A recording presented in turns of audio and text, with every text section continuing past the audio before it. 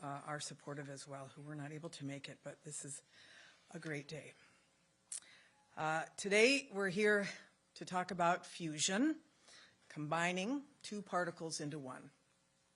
Last week at the Lawrence Livermore National Laboratory in California, scientists at the National Ignition Facility achieved fusion ignition. And that is creating more energy from fusion reactions than the energy used to start the process.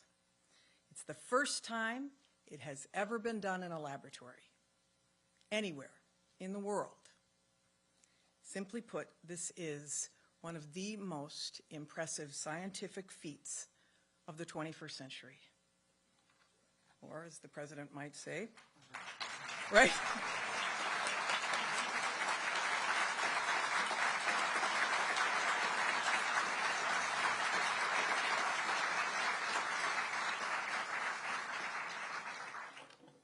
I do think he probably did say this is a BFD. Researchers at Livermore and around the world have been working on this moment for more than 60 years. So, what does this accomplishment do? Two things. First, it strengthens our national security because it opens a new realm for maintaining a safe, secure, and effective nuclear deterrent in an age where we do not have nuclear testing. Ignition allows us to replicate, for the first time, certain conditions that are found only in the stars and the sun. And the second thing it does, of course, is that this milestone moves us one significant step closer to the possibility of zero carbon, abundant fusion energy powering our society. If we can advance fusion energy, we could use it to produce clean electricity, transportation fuels, power heavy industry, so much more. It would be like adding a power drill to our toolbox in building this clean energy economy. So today we tell the world that America has achieved a tremendous scientific breakthrough, one that happened because we invested in our national labs and we invested in fundamental research. And tomorrow we'll continue to work toward a future that is powered in part by fusion energy. Fortunately, private sector investment in fusion research is already booming. It has reached nearly $3 billion in last year alone, and we've heard from professors that interest among students has never been higher, which is terrific. And that's why the Biden-Harris administration is aiming to capitalize on this moment. Today's announcement is a huge step forward to the president's goal of achieving commercial fusion within a decade. But there's still a lot more to do, so much more. We'll continue to work toward that goal and find other ways to progress to reach fusion energy. So, for example, in September, the Department of Energy made a $50 million investment for public-private partnerships to start working toward fusion pilot plant designs. And we're partnering with the Office of Science and Technology Policy to map out the president's bold vision for driving that commercial fusion in the next decade with the highest safety standards, with cost-effective, equitable deployment that positions American businesses to lead and communities to thrive, and with a skilled workforce that's diverse and inclusive. This is what it looks like for America to lead, and we're just getting started. Another big congratulations to Lawrence Livermore National Lab. Their team is here. Where are you, team? There you are. And they'll be, yes.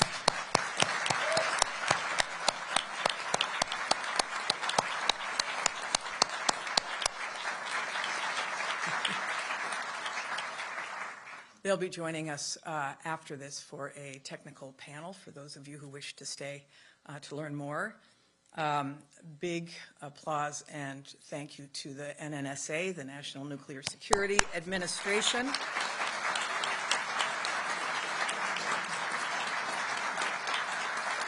And everybody who has been involved in this fusion breakthrough that will go down in the history books.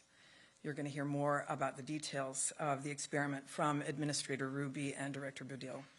But first, I'm going to turn it over to the President's Science Advisor and Director of the OSTP, Dr. Arati Prabhakar. Dr. Prabhakar. Thank you so much. Thanks, Secretary Granholm. What a pleasure to be invited to come celebrate this amazing moment here at the Department of Energy. It's really a privilege to be here. So when I heard this news, for me, the years fell away, and all of a sudden it was 1978. I was a summer student in the middle of my college years, 19-year-old kid, and I got the chance to go work at Lawrence Livermore National Laboratory. And I showed up. And so you got to picture this. I'm wearing my bell bottoms. I've got long black hair. And I show up, and I'm a 19-year-old kid, and they give me a laser to work on. And I said, this is cool. I like lasers. But what's this laser all about? And they said, we think that if you point enough lasers at a pellet of fuel, we want to see if we can get more energy released from fusion than the amount of energy that the lasers deliver into that pellet. And I said, well, that's cool. And I spent 3 months working on this fun laser, and and after my adventure with the laser that summer in Livermore ended, I went off and did completely unrelated things. But I have always kept an eye out and watched to see what was happening at Livermore as they pursued this idea of ignition, of achieving this kind of controlled fusion reaction for decades. And I went off and didn't do anything more about fusion, but the people I worked with and their successors kept going. And they went through periods of triumph, and they went through tremendous struggles and setbacks. They never lost sight of this goal. And last week, lo and behold, indeed, they shot a bunch of lasers at a pellet of fuel, and more energy was released from that fusion ignition than the energy of the lasers going in. And I just think this is such a tremendous example of what perseverance really can achieve. And I had the great pleasure of meeting the team, whom you'll talk with when you hear the panel in a little while. And they have come from many different parts of the world. They've studied many different fields. Many of them were summer students at Livermore, but decades after I was. So it took not just one generation, but generations of people pursuing this goal. And it's a scientific milestone, scientific energy break-even to achieve this. But of course, as with all of these kinds of complex scientific undertakings, it's also an engineering marvel beyond belief. And this duality of advancing the research, building the complex engineering systems, both sides learning from each other, this is how we do really big, hard things. So this is just a beautiful example. So, I also have been reflecting on how long the journey can be from knowing to doing, because it's a century since we figured out that it was fusion that was going on in our sun and all the other stars. And in that century, it took so many different kinds of advances that ultimately came together to the point that we could replicate that fusion activity in this controllable way in a laboratory. And I think it's just a reminder that sometimes, even when we know something, it's a very long time before we can turn it into something that we can actually harness and start to be able to use. And as the Secretary described, I think it's that prospect now is one step closer in a really exciting way. Okay, so let me just finish by saying I think this is an amazing example of the power of America's research and development enterprise. This is what the Department of Energy works every day to support and to drive. It's what our Office of Science and Technology Policy at the White House focuses on every day, is how do we strengthen and advance this enterprise. And it is an enterprise that President Biden has championed in a way that no one really ever has before. He submitted a budget for supporting federal R&D that is the biggest ever that we've had in this country. And so I want to take a moment and congratulate the entire Department of Energy with Secretary Granholm's tremendous leadership, the National Nuclear Security Administration here that has championed this effort for so long, Lawrence Livermore National Laboratory, and especially and particularly all the scientists and engineers across many years who got us to this moment.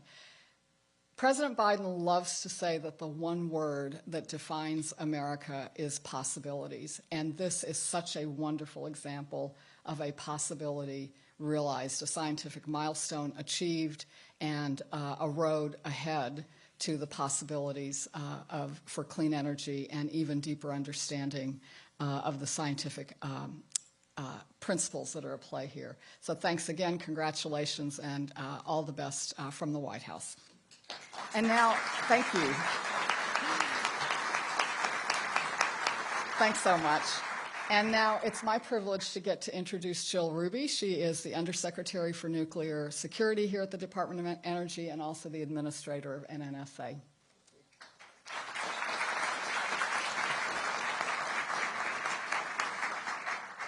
Well, good morning. Thank you, Dr. Prabhakar, for joining NNSA to celebrate our incredible achievement. And thank you, Secretary Granholm, for kicking us off and being such a tremendous supporter of science. This success would not be possible without the strong support for foundational research by the U.S. government and by the sustained investment in our national laboratories.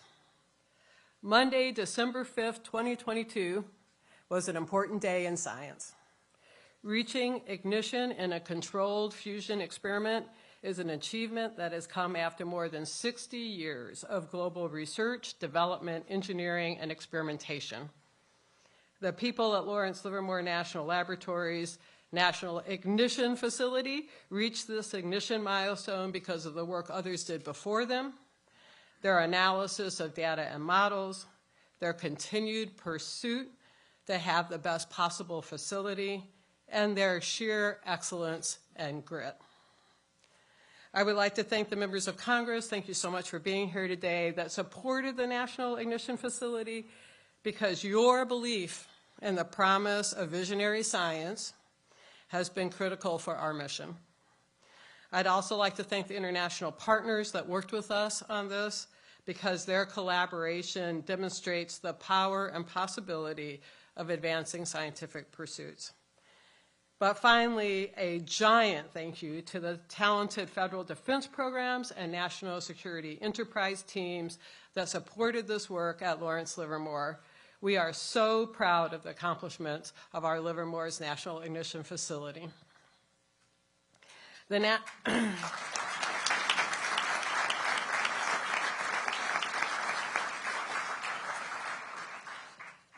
National Ignition Facility is the world's largest and most energetic laser system. During experiments, 192 high-energy lasers converge on a target about the size of a peppercorn, heating a capsule of deuterium and tritium to over 3 million degrees Celsius and briefly simulating the conditions of a star. In achieving ignition, the researchers at Lawrence Livermore have opened a new chapter in NNSA's Science-Based Stockpile Stewardship Program, enabling us to study new regimes. Along with this, we have taken the first tentative steps towards a clean energy source that could revolutionize the world. Earlier this year, I had the opportunity to remember the 30th anniversary of Divider, the last explosives nuclear weapons test conducted by the United States.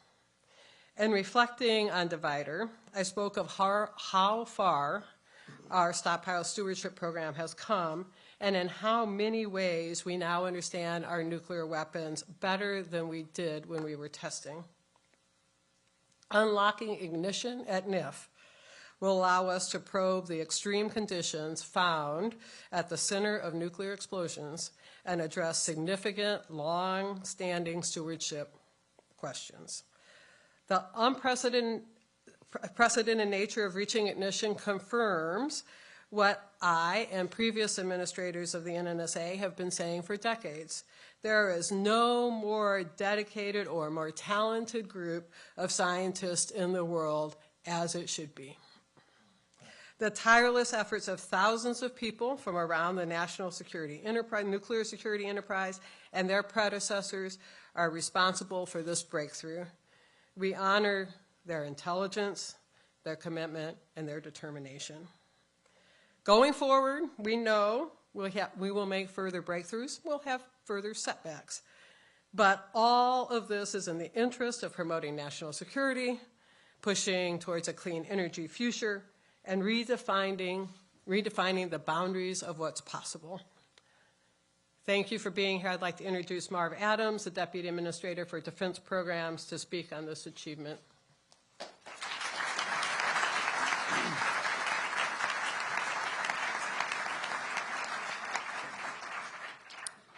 Thank you, Administrator Ruby. A paraphrasal of Abraham Lincoln strikes me as fitting here. The world will little note nor long remember what we say here, but it can never forget what they did at the National Ignition Facility. So let's recap. A team at Lawrence Livermore National Lab, National Ignition Facility made the following happen. There's a tiny cylinder here at the end of this that you probably can't see. It's about so tall and this wide. Inside that was a small spherical capsule about half the diameter of a BB. 192 laser beams entered from the two ends of the cylinder and struck the inner wall. They didn't strike the capsule, they struck the inner wall of this cylinder and deposited energy, and that happened in less time than it takes light to move 10 feet. So it's kind of fast. X-rays from the wall impinged on the spherical capsule. Fusion fuel in the capsule got squeezed. Fusion reactions started. This had all happened before, 100 times before. But last week, for the first time, they designed this experiment so that the fusion fuel stayed hot enough, dense enough, and round enough for long enough that it ignited. And it produced more energies than the lasers had deposited. About 2 megajoules in, about 3 megajoules out, a gain of 1.5. The energy production took less time than it takes light to travel 1 inch. Kind of fast. So this is pretty cool. I have a special message to listeners who want to work on exciting, challenging, and important problems. We're hiring.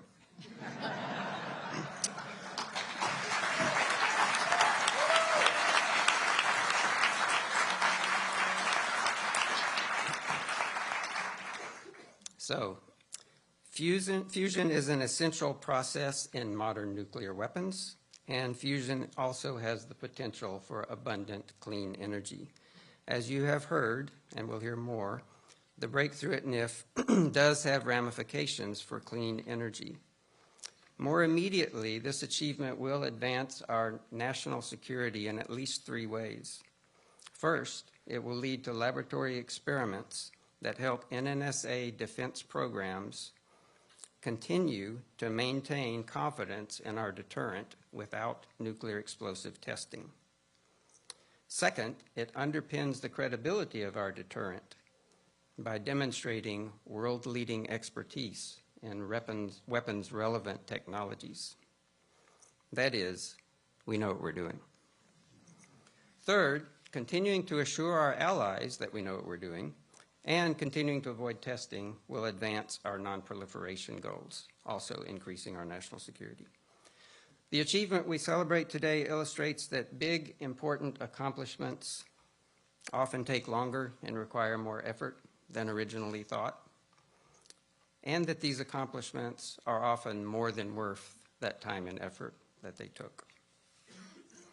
With that, I would like to welcome my friend and colleague, Dr. Kim Budell, the director of Lawrence Livermore National Laboratory, to speak about her laboratory's achievements.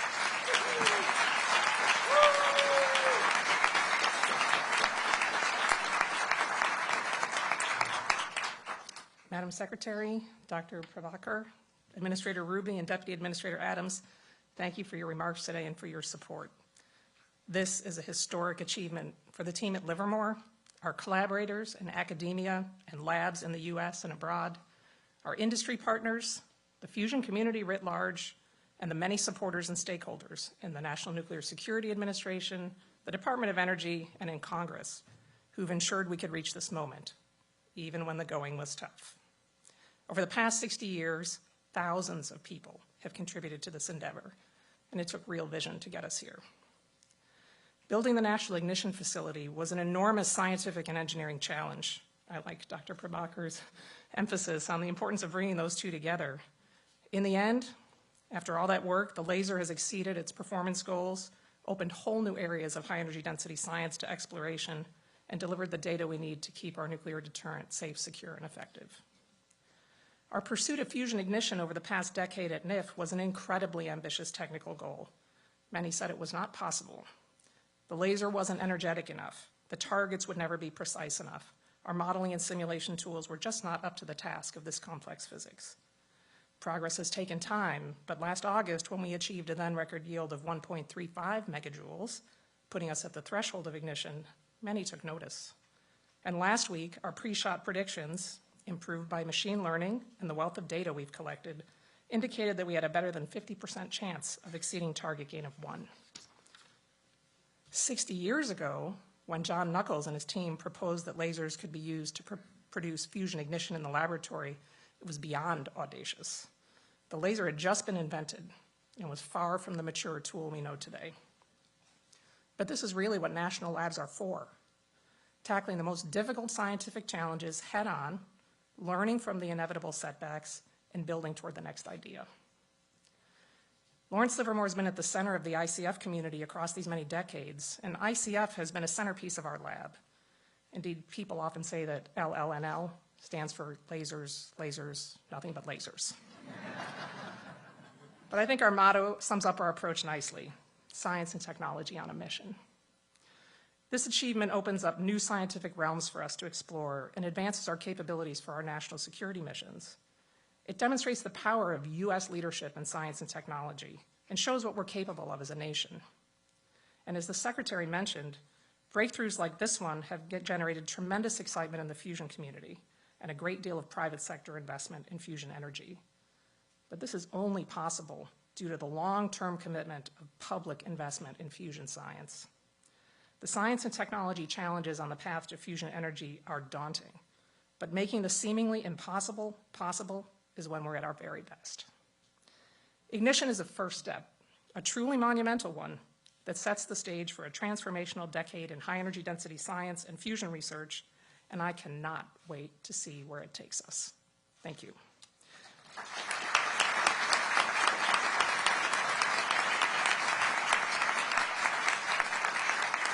And I will hand the podium back to Secretary Granholm. Great, thanks. We will open up for a few minutes of questions, and I think that our public affairs team, Chad, is going to be navigating that, and of course we have the experts. And just here. give your name and your outlet, please. We're taking questions on this topic. Thank you. Yeah, hi, thanks. Ari Natter from Bloomberg News. I'm curious how long you think it'll be until we see commercialization of this technology, and also as a follow-up, if this happened on last Monday, why are we just hearing about it now? Thank you. It's going to take a while before we see this commercialized. I don't know if you want to say a word about that. Sure. Yes, there are very significant hurdles, not just in the science, but in technology. This is one igniting capsule, one time. And to realize commercial fusion energy, you have to do many things. You have to be able to produce many, many fusion ignition events per minute. And you have to have a robust system of drivers to enable that. So, probably decades, not 6 decades, I don't think. I think not 5 decades, which is what we used to say. I think it's moving into the foreground and probably, with concerted effort and investment, a few decades of research on the underlying technologies could put us in a position to build a power plant. On the question of what we've been doing for the last week, the team has been hard at work analyzing data. It turns out that when you ignite one of these capsules, it's unambiguous that something big happened. You make a lot of neutrons. But the data is not trivial to analyze, and the team invited all of their team members who understand the individual diagnostics to come in and work together to look at all the data to make sure we had the numbers right. And we brought in an external team of experts to do a peer review before we were ready to release the numbers. It's really important that we tell you the facts and that we get them right before we go public. So that's what we've been doing for a week. So You should probably stay there.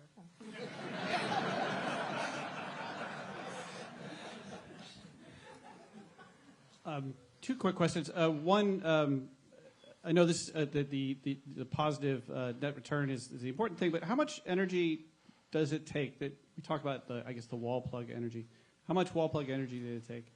And are there implications for other types of fusion? Is this something that could inform magnetic confinement fusion as well?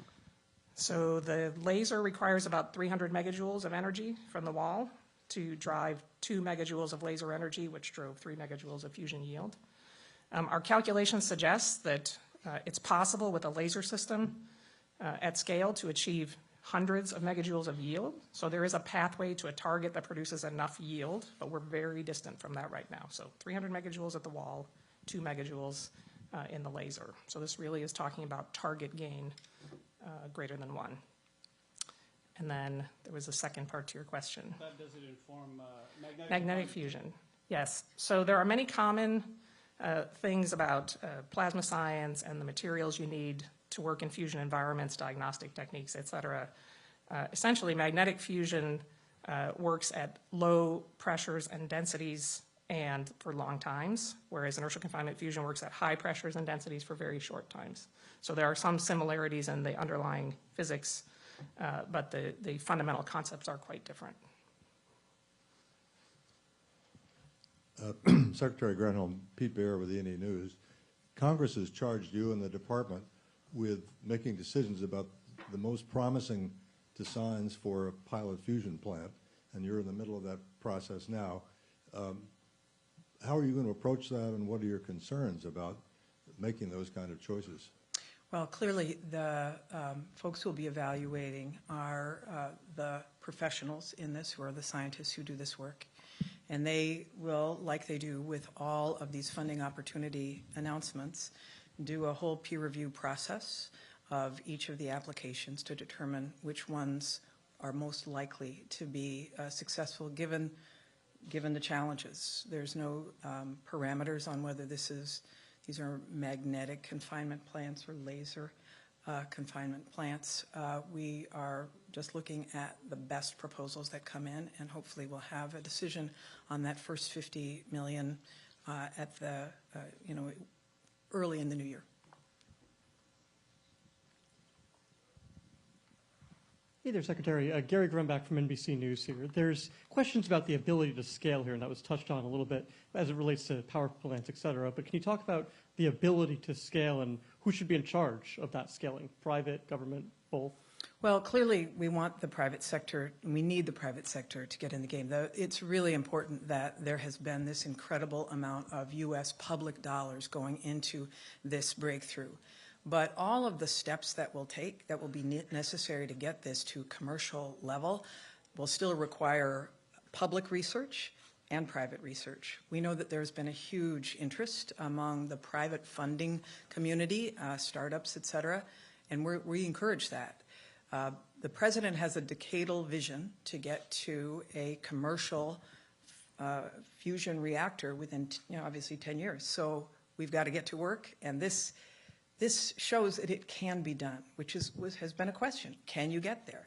This demonstrates it can be done. That threshold being crossed allows them to start working on better lasers, more efficient lasers, on better containment capsules, et cetera, the things that are necessary to allow it to be modularized and taken to commercial scale.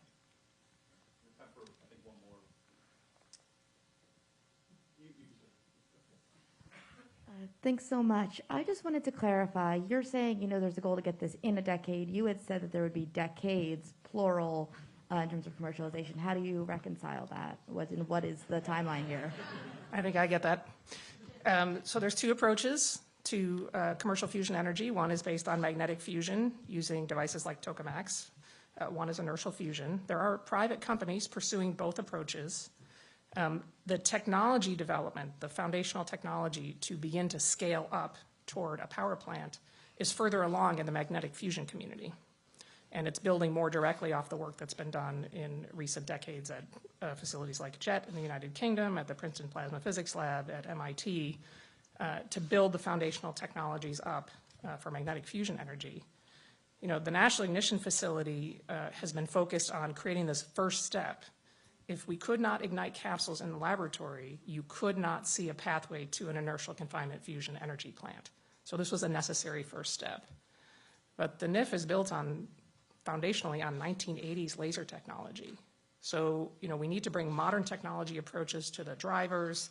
We need to think about all the systems questions.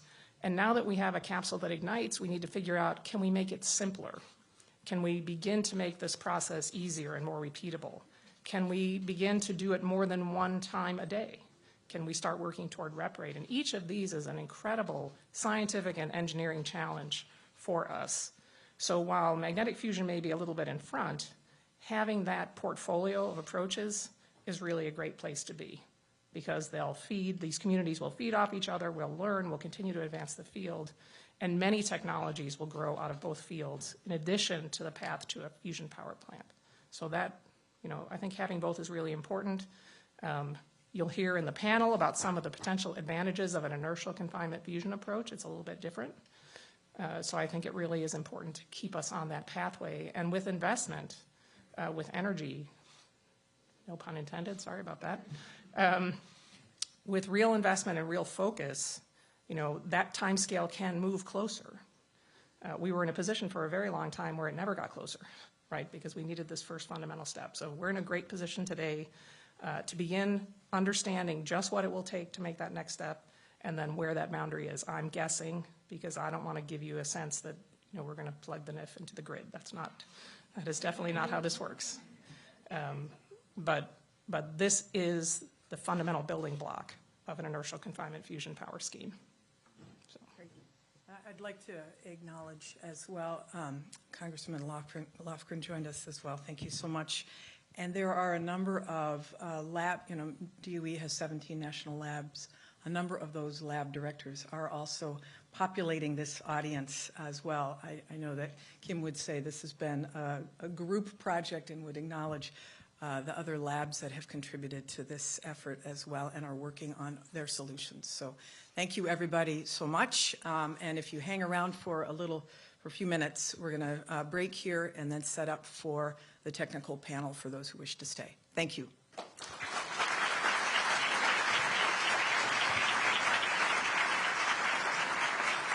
The technical panel will begin in approximately 10 minutes.